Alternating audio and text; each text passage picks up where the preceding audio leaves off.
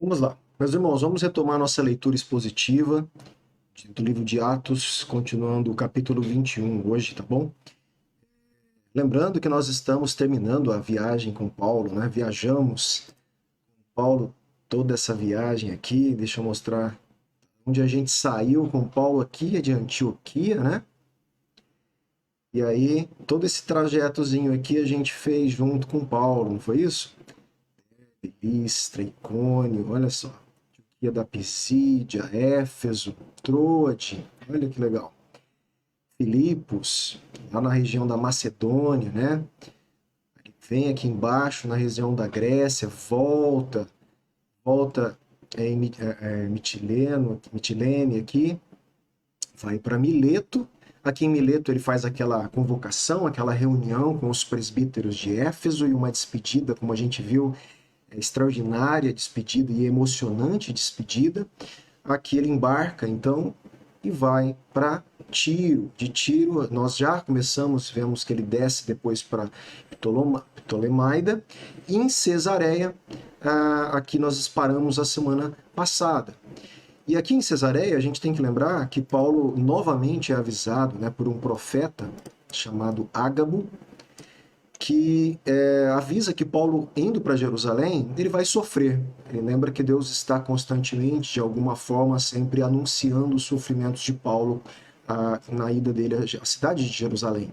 Mas ele entende da parte de Deus também que ele tem que ir e enfrentar o sofrimento que está ali esperando ele na cidade de Jerusalém, tá certo?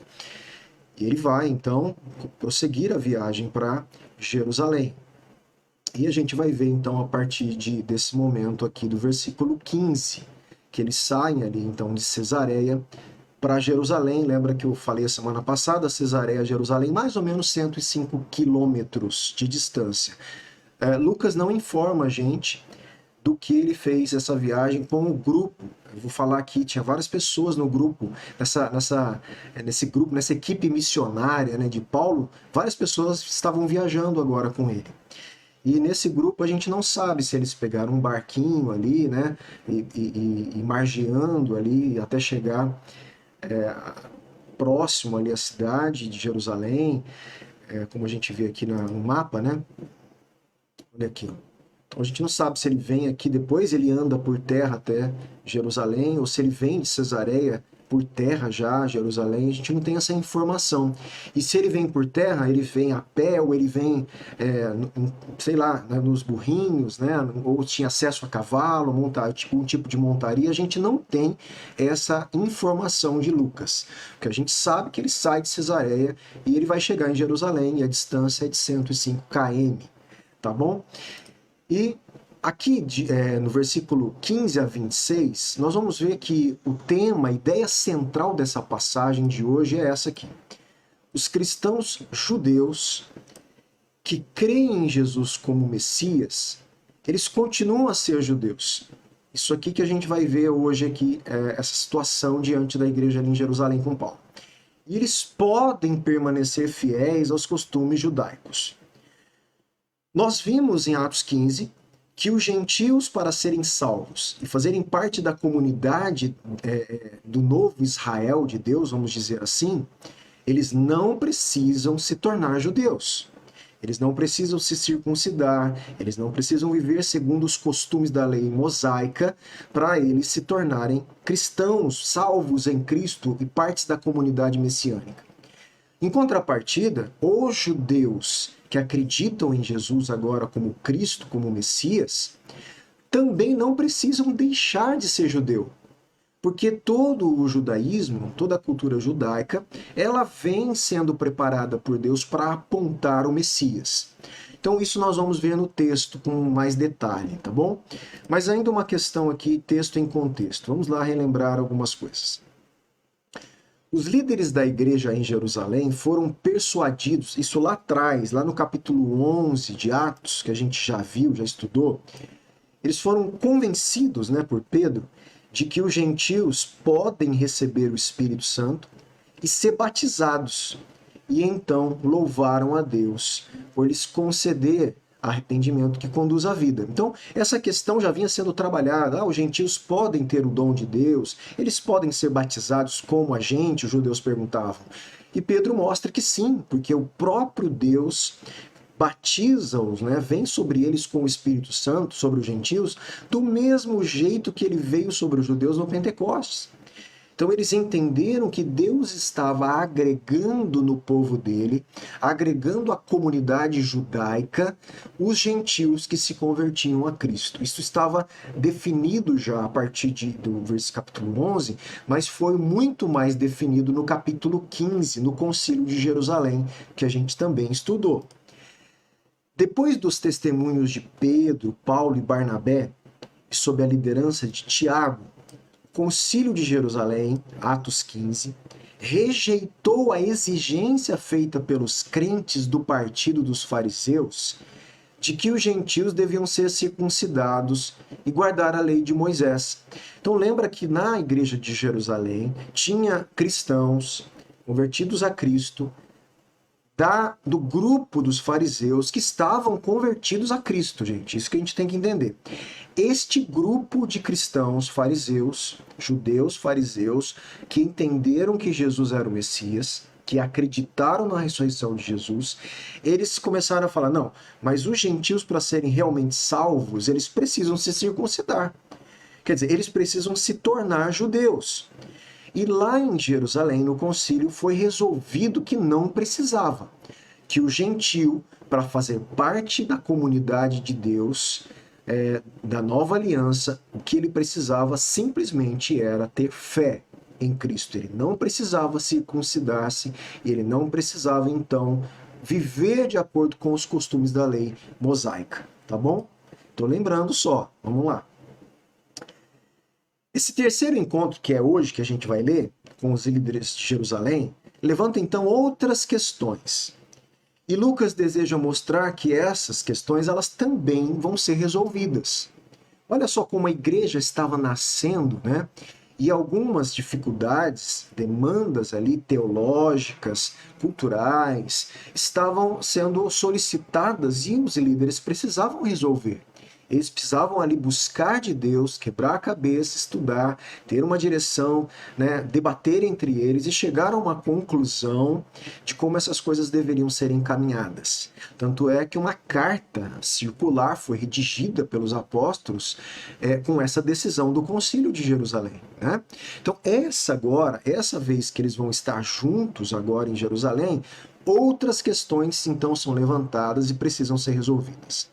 Então, o primeiro aqui, olha lá, os judeus cristãos, eles devem abandonar seu modo de vida judaico. Então, um judeu que aceita Jesus como Messias, como Cristo ressurreto, que só pela fé é salvo, esse judeu, ele tem que abandonar a vida judaica, os costumes judaicos, ou eles podem continuar a praticar a fé judaica, a piedade, a vida pia, a vida de fé judaica. Isso aqui vai ser importante, essa resposta é importante. Até hoje ela é importante, porque existem judeus que hoje se convertem a Jesus como Messias e acreditam que Cristo é o Verbo encarnado, o Messias que morreu e ressuscitou e que oferta a salvação única e exclusiva através da fé no Cristo, na sua obra, para a salvação eterna. Muitos judeus acreditam assim. Estes judeus, eles têm que abandonar os costumes judaicos, abandonar o costume da lei mosaica, ou eles podem continuar sendo judeus e exercer parte da fé judaica, mesmo agora sendo cristãos? Isso é importante. Gentio não precisa se tornar judeu, por isso é um absurdo igrejas brasileiras que têm a nova aliança, têm a Cristo e querem agora se tornar judeus. Isso é um absurdo, isso foi resolvido em Atos capítulo 15, que querem fazer práticas judaicas, querem fazer dentro da igreja coisas que são dos judeus, que não tem nada a ver com os cristãos, os gentios que se convertem a Cristo. Nada a ver. Tá? Isso é da vida judaica. Isso já foi resolvido até para os primeiros apóstolos e para a igreja primitiva. Eu não sei o que se levanta isso hoje em dia, com tanta loucura de pessoas judaizando a igreja e levando o judaísmo para dentro da igreja. Gente, isso não faz sentido nenhum na Nova Aliança. Tá? Nenhum. Agora, em contrapartida, eu não posso exigir de um judeu que aceita Cristo como Messias, né, Jesus como Cristo, Filho de Deus, ressurreto, falar para ele deixar de ser judeu. Aí também não. Aí vai surgir uma nova classe que nós chamamos hoje de judeus messiânicos. Quem são os judeus messiânicos? Judeus são pessoas, né, que são nacionalmente, etnicamente, eles são de Israel, eles são povo de Israel e também judeus da religião judaica. Ao mesmo tempo, eles aceitam o evangelho de Jesus Cristo e eles se organizam como judeus messiânicos, judeus que acreditam que o Messias veio e esse Messias é Jesus. Tá bom? Eles são cristãos como nós, mas também judeus. Então eles fundem na religiosidade deles e na ritualística, no culto deles, elementos do judaísmo, mas acreditando que a salvação vem pela fé em Jesus Cristo. Tá bom? Legal? Então bora lá. A missão bem-sucedida de Paulo entre os gentios é um movimento contrário ao judaísmo? Vou dar spoiler, não tem como. Não é contrário, não é, tá bom? A circuncisão. A circuncisão é a marca de alguém que deve fazer parte, ou para fazer parte, da igreja de Jesus Cristo, ou perdão, da comunidade judaica, do povo de Deus do Antigo Testamento, tinha que circuncidar-se. E agora, para fazer parte do povo de Deus da Nova Aliança, tem que se circuncidar também? Não, a gente já estudou isso, tá? Então, a circuncisão que torna os judeus diferentes, como povo especial em aliança com Deus, ela deve ser descartada? Pelo gentio, sim. E pelo judeu? Vamos ver isso aí hoje. Esse incidente revela que as respostas para essas perguntas são um sonoro, né, audível aí, grande, não. Então, tudo isso, a resposta é não. O judeu não precisa, após se converter ao evangelho, deixar de ser judeu. Ele não precisa deixar nem mesmo de se considerar como uma aliança que Deus fez com o povo étnico. Ele não precisa deixar de viver os costumes mosaicos. Então, o que nós entendemos é que passa o sistema sacrificial, porque Cristo é o nosso verdadeiro cordeiro, né? O sacerdote eterno, o cordeiro de Deus que tira o pecado do mundo e através dele temos acesso, através do véu que foi rasgado, ao Santo dos Santos. Então, é isso que a gente vai ver, tá? Depois eu leio Romanos aqui, vamos começar a ler o texto. Passados aqueles dias, tendo feito os preparativos, fomos para Jerusalém. Esse fomos aqui, vamos lembrar quem eram que estava com Paulo? Estava com Paulo nessa comitiva aí. Sópatro, Aristarco, Secundo, Gaio, Timóteo, olha lá, né? o filho na fé de Paulo, Tíquico e Trófimo. E o Lucas estava com Paulo também, que é quem está escrevendo o livro. Então, estes homens compõem então, essa equipe missionária e com Paulo. E lembra que eles estão vindo como representantes de algumas regiões. Por exemplo, Sópater está representando a igreja lá de Bereia. Aristarco e Secundo, eles estão representando a igreja de Tessalônica. Gaio está representando a igreja de Derbe. Tá? E assim por diante, né? Tíquico, a província da Ásia. Então, esses homens representam, então, essas igrejas que Paulo implantou, essas igrejas nessas regiões, e tem os seus discípulos ali, e agora os presbíteros dessas igrejas, e eles vêm como representantes, inclusive, trazendo oferta dessas igrejas para a igreja de Jerusalém, que provavelmente essa oferta está sendo entregue nesse encontro que nós vamos ver, tá? Então, esse pessoal todo estava com Paulo.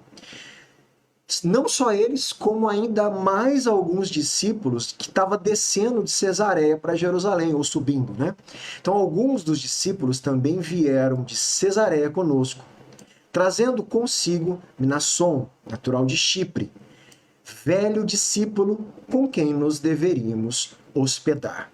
Então, veio, além daqueles que eu citei, vieram alguns discípulos de Cesareia e foram se hospedar na casa de um homem chamado Minasson.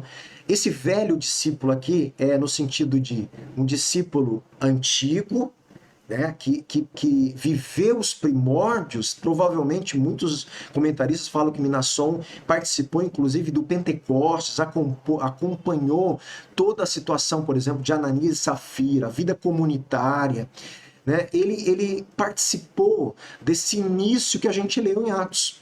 Então ele é antigo, provavelmente velho de idade também. Então antigo no sentido antigo, né? E no sentido também de faixa etária.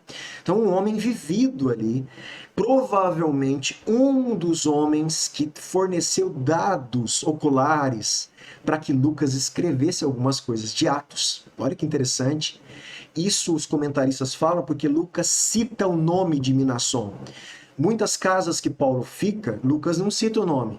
Provavelmente os nomes que são citados é porque Lucas está dando a importância a eles de fazerem parte da história. Então Minasson aqui é um grande, né, discípulo, como testemunha, um discípulo mais antigo, que viveu mais tempo a história da igreja, e eles têm o privilégio, todos esses, de ficar na casa dele.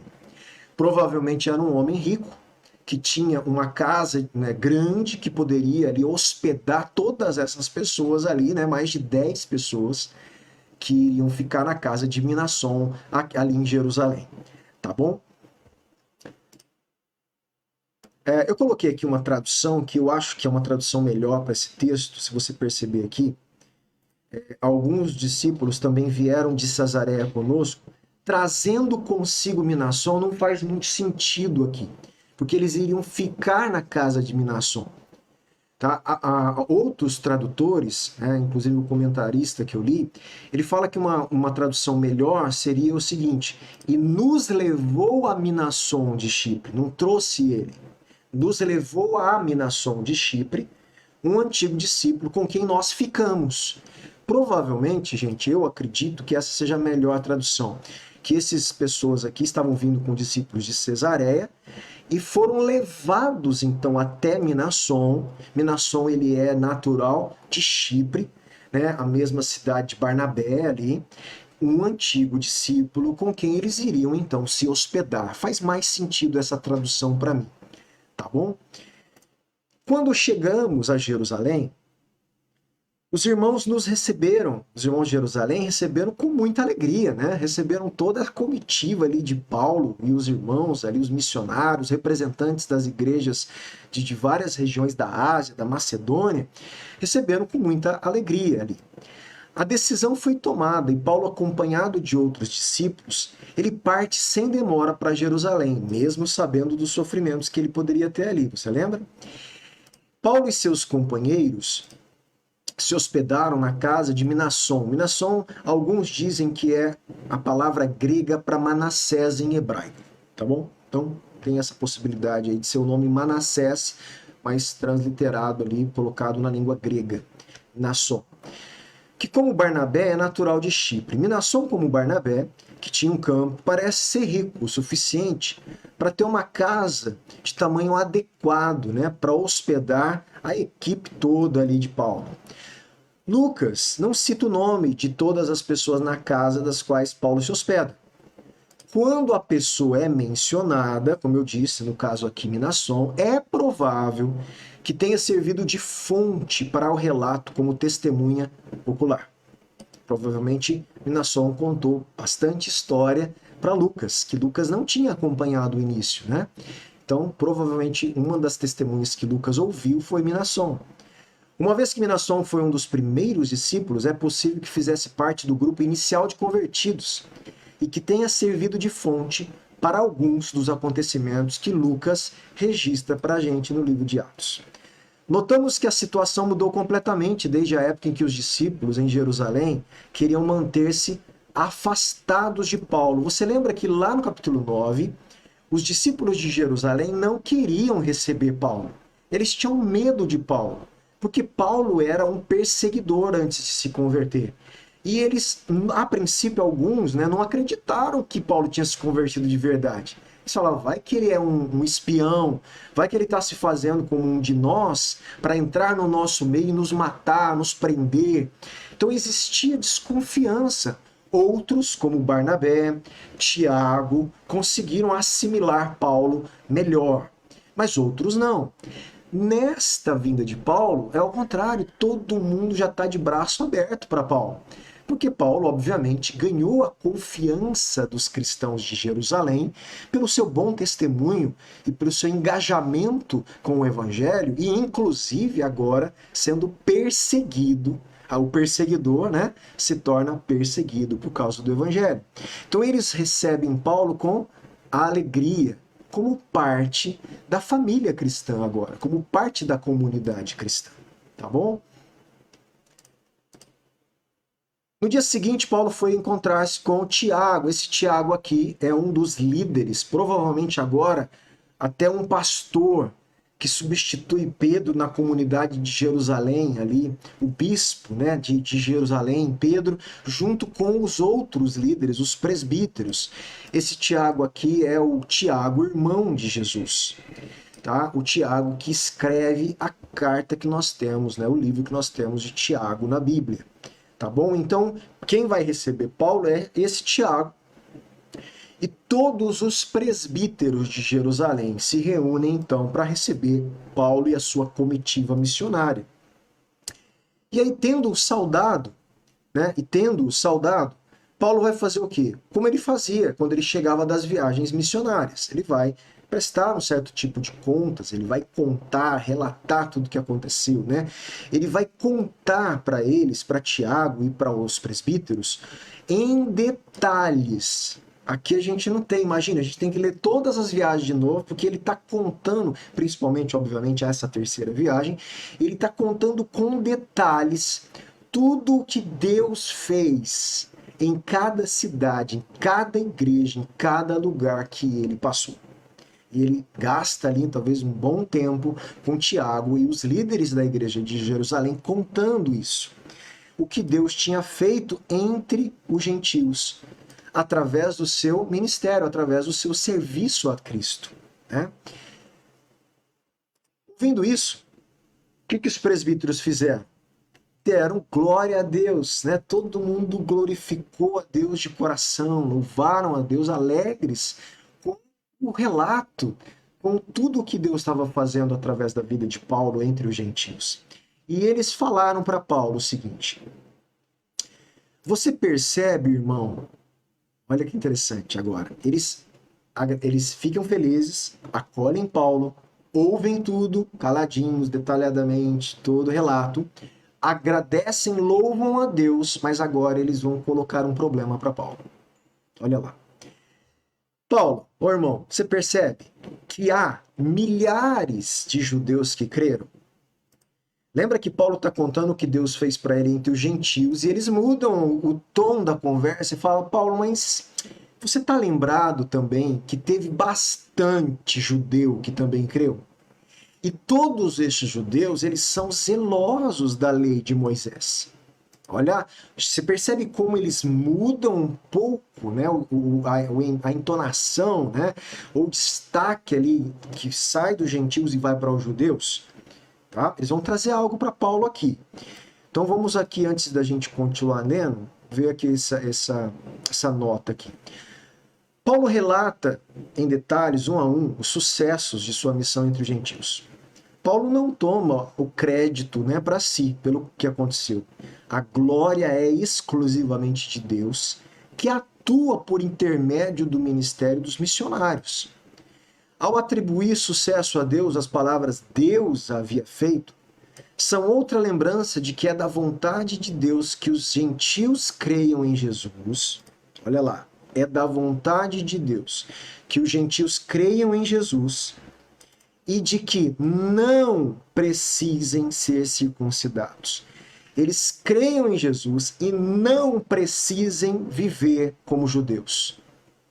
Não precisam viver como judeus. Esse martelo está batido. Aí a minha não entendimento de igrejas em Penápolis, no Brasil, quererem gentios, que não temos nada a ver com o judaísmo, querer viver como judeu. Não faz sentido, gente. Querer botar indumentária judaica para cultuar a Deus, botar kippah na cabeça, botar manto judaico para cultuar. Não faz sentido viver nos costumes judaicos gentios que acreditaram em Cristo. São salvos pela fé. Isso já estava resolvido. Bom, a passagem segue uma linha semelhante à da ocasião em que Paulo se apresentou com Barnabé diante dos apóstolos e presbíteros da igreja de Jerusalém, no capítulo 15, como a gente já estudou. Tiago concorda que os gentios não precisam ser circuncidados. Então, o Tiago concorda, que é o líder da igreja de Jerusalém agora, ele concorda que os gentios não precisam ser circuncidados e nem precisam se tornar judeus para serem salvos. E publica um decreto como uma resolução do problema. A gente já leu esse decreto em Atos capítulo 15, e esse decreto virou uma carta, que deveria ser circulada, uma circular, que deveria ser então levado ao conhecimento dos gentios da igreja, onde Paulo estava pregando ali, tá bom? Eles foram informados, aí os presbíteros continuam falando para Paulo. Paulo, o pessoal aqui foi informado que você ensina todos os judeus entre os gentios a abandonarem Moisés. Então surgiu, gente, uma fofoca, o pessoal levantando uma fake news de Paulo ali, muito falada essa palavra hoje, né? Uma falsa acusação. Falavam que Paulo estava falando que o judeu que aceitava Cristo tinha que abandonar os costumes mosaicos, abandonar a lei mosaica. Então, os presbíteros colocam isso para Paulo, preocupados, porque para eles era algo extremamente importante, resolver isso, né? E aí, olha só que eles continuam, Paulo, e eles estão falando, né, que você está falando aí, que eles não devem, os judeus não devem mais circuncidar os filhos. E eles estão falando que você está ensinando que os judeus não devem mais andar de acordo com os costumes da lei. Gente, Paulo não estava ensinando isso. Isso era fake news, né? Paulo ensinava que o gentio não precisava se circuncidar e que o gentio seguidor de Cristo não precisava andar segundo os costumes da lei. Mas do judeu ele não falava isso não. Isso inventaram de Paulo.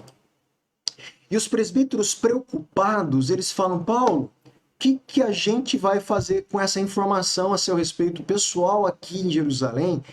Esses que estão falando isso vão saber que você chegou aqui e vão querer causar problema. A gente precisa resolver isso, Paulo, né?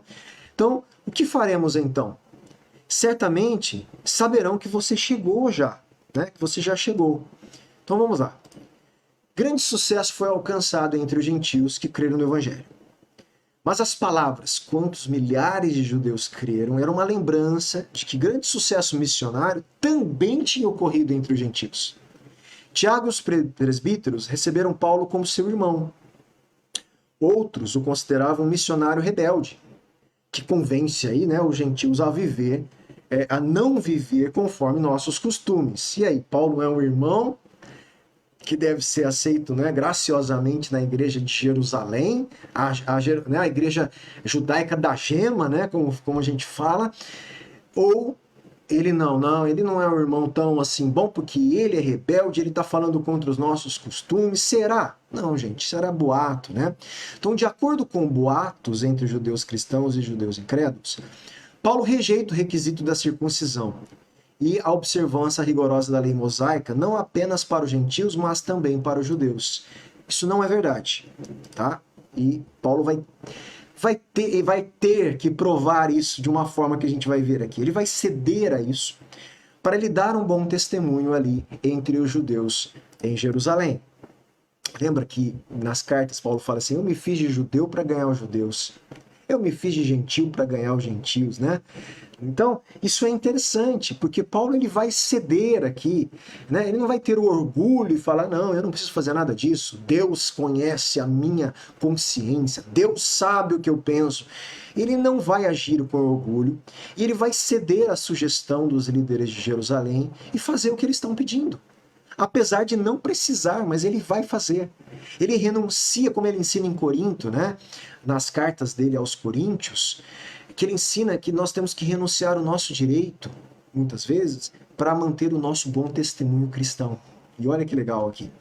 E aí os presbíteros falam para Paulo, Paulo, faça o seguinte, né? Ó, faça, portanto, Paulo, o que a gente vai falar para você. Né? Segue o nosso conselho, Paulo. Vamos limpar de uma vez por todas aí a sua imagem diante dos judeus de Jerusalém?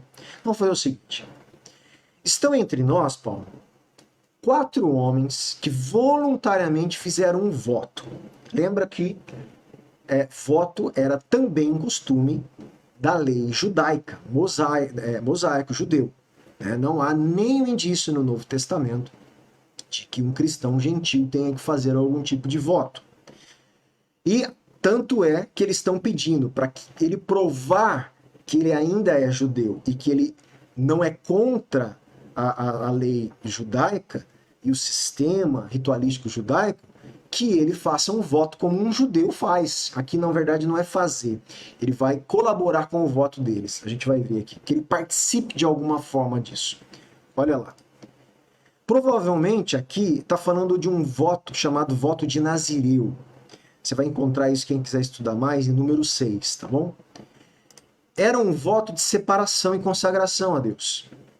Esse voto poderia ser vitalício, por exemplo, Sansão era um nazireu vitalício, ele não podia quebrar o voto dele em nenhum momento. Quando ele quebra o voto dele, né, de nazireu, acontece uma tragédia ali. Mas alguns faziam o voto de nazireu, um voto temporário. Ele tinha um início e um fim. Por exemplo, o próprio Paulo fez um voto de nazireu durante um período. E no final do voto de nazireu, esse voto normalmente acontecia de 30 a 60 dias. No final do voto de nazireu, eles tinham, o nazireu nesse período não podia cortar o cabelo. Ele tinha que deixar o cabelo crescer, era um sinal externo de que ele estava num período de consagração e separação a Deus. Não podia fazer outras coisas também. Ele não podia tocar em morto, ele não podia tocar em nada que era da uva, né? O suco da vide. Ele tinha um tipo de vida tão mais separado para mostrar em gratidão, em oferta a Deus. Era um ato de consagração que era feito, um voto que era feito para se consagrar, agradecer a Deus, louvar a Deus, né? Num período mais intensamente. E no final, eles tinham que raspar a cabeça. Pegar o cabelo, que foi o período consagrado, e colocar no fogo, que ficava embaixo do sacrifício da oferta de comunhão. Consagrando então aquele período a Deus, representado no cabelo raspado, que então era entregue ali também como parte daquele sacrifício de oferta de comunhão a Deus. Então, esse era mais ou menos em síntese o que acontecia no voto. E aí Paulo, os presbíteros falam para Paulo, Paulo, leve esses homens, são 4 que estão fazendo esse voto, e provavelmente eles estavam terminando o voto, porque eles iam raspar a cabeça, né? Leve esses homens, participe da cerimônia de purificação. Paulo, faça a tua cerimônia de purificação. Paulo tinha que se purificar, ele estava vindo de terras estrangeiras, ele tinha que passar por um ritual de purificação judaico. Ele vai se submeter a isso para poder entrar no templo. Então participe da cerimônia de purificação tua e provavelmente deles também, com eles, tá bom? Pague, se envolva no gasto, no custo financeiro que eles vão ter com o voto para raspar a cabeça, com os sacrifícios. Tá? Então olha só, Paulo, faz o seguinte, se envolva totalmente no voto. Mostre que não só você não é contra, como você se envolve com a sua vida no voto deles, fazendo a cerimônia de purificação com eles, pagando a despesa deles, dos votos deles agora. Assim, Paulo, todos vão saber que não procede a informação que receberam a respeito de você. E que, pelo contrário, você mesmo vive de conformidade com a lei. Gente, Paulo precisava fazer isso? Não, não precisava provar alguma coisa para ninguém?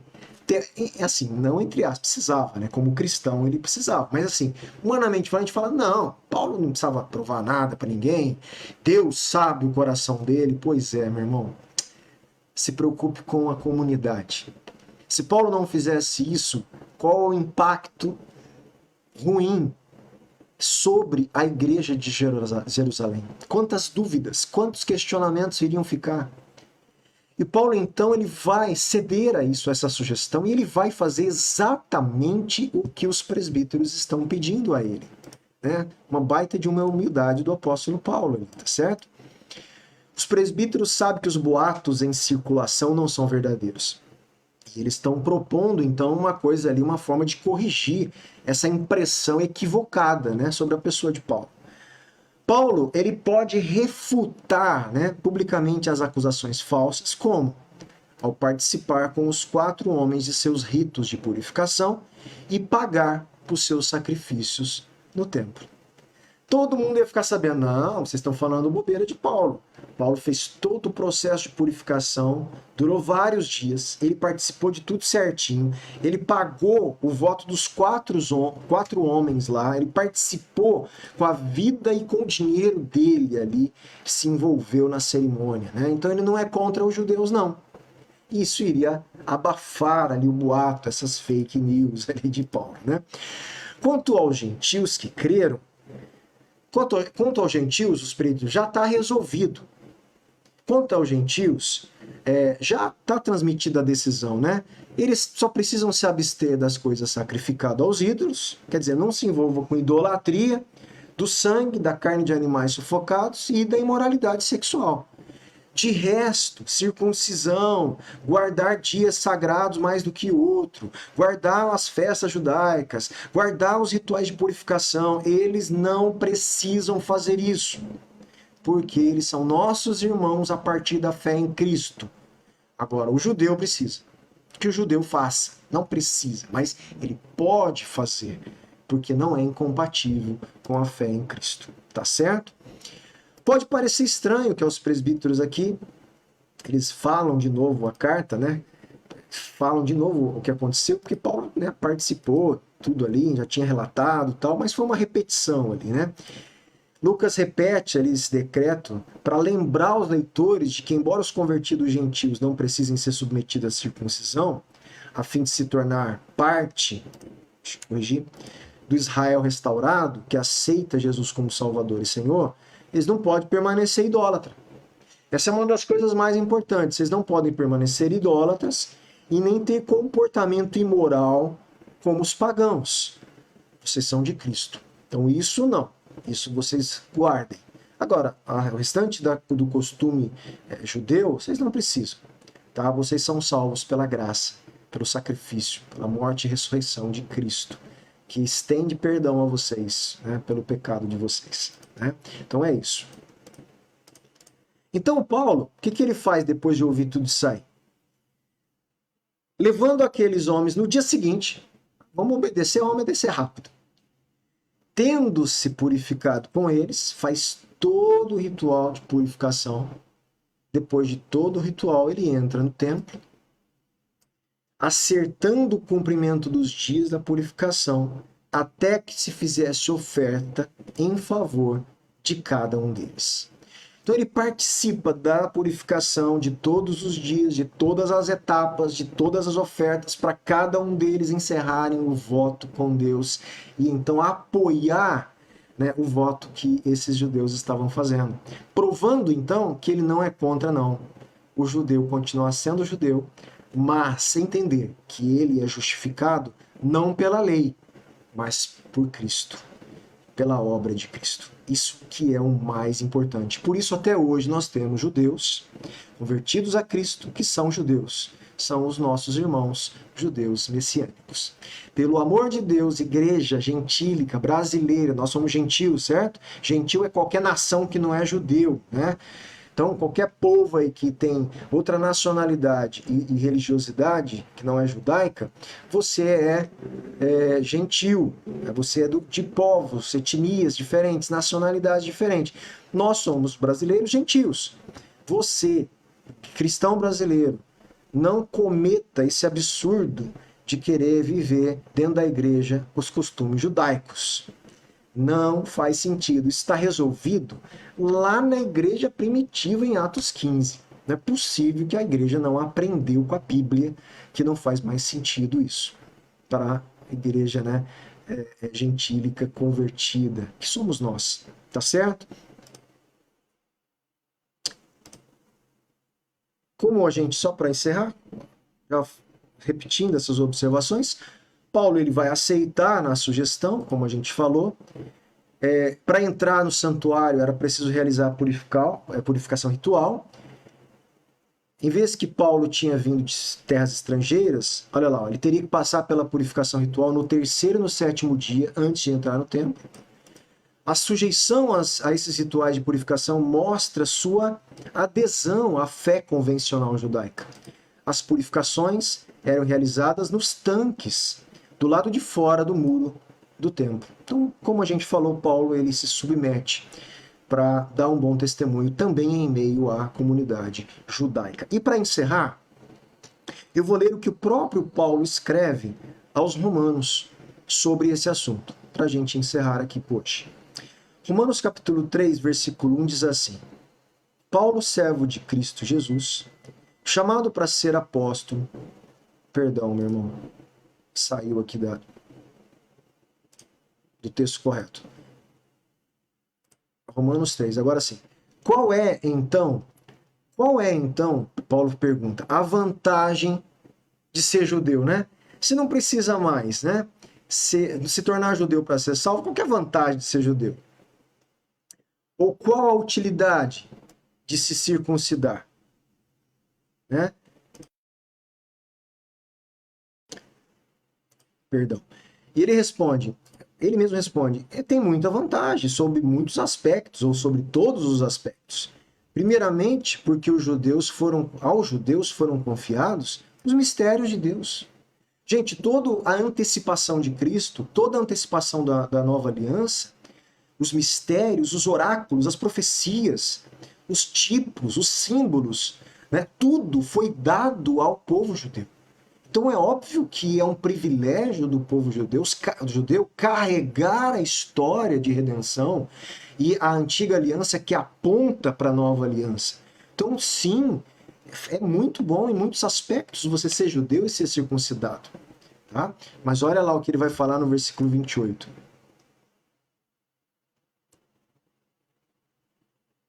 Concluímos, pois, que o ser humano é justificado pela fé. Tá tudo bem. Tem os seus privilégios ser judeu. Mas ser judeu não te justifica diante de Deus. A justificação diante de Deus agora é pela fé. Sempre foi, tá? Isso que a gente tem que entender. Apesar de ser a lei, mas sempre foi pela fé. Então, é justificado pela fé, independente das obras da lei. Aí Paulo fala assim, ou Deus, né? Ou seria Deus apenas dos judeus? Ué, se Deus é Deus só dos judeus, aí tudo bem, né? Justifica-se pela lei, pelos costumes mosaicos, pela religiosidade. Não, Deus não é Deus só dos judeus. Então, a justificação é pela fé, independente das obras da lei. Será que não é também Deus dos gentios? Aí Paulo fala, sim, Deus é Deus dos judeus e Deus dos gentios. Então, sim, também dos gentios. Visto que Deus é um só, o qual, olha como Deus vai justificar o judeu e como Deus vai justificar o gentio. O qual justificará o circunciso. Quem é o circunciso? O judeu. Como que ele vai circuncidar o judeu? A partir da obra da lei? Não. justificará o circunciso a partir da fé, mas ele também vai justificar o que não é judeu, o incircunciso, por meio da fé. A forma de Deus justificar, o meio de Deus justificar, tanto o judeu como o gentil, é por meio da fé. Mesmo que o judeu queira viver a religiosidade judaica e os seus costumes judaicos, ele tem que entender que o que o justifica diante de Deus não é a obra da lei, mas é a fé no Messias, no Cristo, que foi ofertado para a salvação da humanidade. Tá bom? E ainda Paulo fala, né? Anulamos então a lei? A gente então anula, a lei se torna nula por causa da fé? Não. Pelo contrário, a fé nos faz cumprir a lei em Cristo. É um outro mistério que uma hora a gente conversa melhor. Tá? Então, com isso, Paulo encerra, Lucas aqui que está escrevendo, né? Encerra o relato mostrando que Paulo foi bem sucedido, né? Com a, obviamente, capacitação do Espírito no meio dos gentios, mas também no meio dos judeus, e agora no meio, né, da igreja sede, onde se iniciou tudo ali em Jerusalém. Tá bom? Então fica a leitura de hoje para reflexão. E novamente, esse caráter de Paulo, essa humildade de um apóstolo de Cristo, né? Se submeter, então, a um conselho para manter o seu testemunho cristão em meio a uma comunidade judaica. Amém? Que Deus também nos dê esse coração, né? Coração que quer sempre não manter os nossos direitos, né, tal, mas quer manter o bom testemunho de Cristo na nossa comunidade, na nossa cidade, né, no meio das pessoas que a gente convive, que o nome de Jesus seja sempre glorificado a partir da nossa vida, né, que o bom testemunho, e a gente faça o possível para passar a mensagem correta em palavras e também com a nossa vida, da vida que nós temos em Cristo. Tá bom? Abraço, Deus abençoe vocês e até quinta que vem. Bora lá, deixa eu ver quem tá aí acompanhando hoje a gente. Deixa eu ver se eu deixei passar alguém aqui, né? Que eu vi a Diane, eu tinha visto, Ramalho, Isabel, a Luzia, o Silvio, né? Estão aí com a gente, o Mauro, Fátima, Yamamoto, Renato, Aretusa. Que bom, quem mais? Tem mais alguém aí que tá ouvindo sem se mostrar, hein?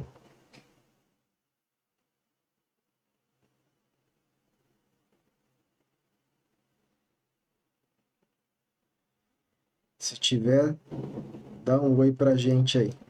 Mas é isso, gente. Quinta a gente continua então na nossa leitura, né, expositiva de Atos, aprendendo isso com esse livro maravilhoso. Precisávamos ler Atos muitas vezes, né? A gente tem muitos detalhes, muito ensino.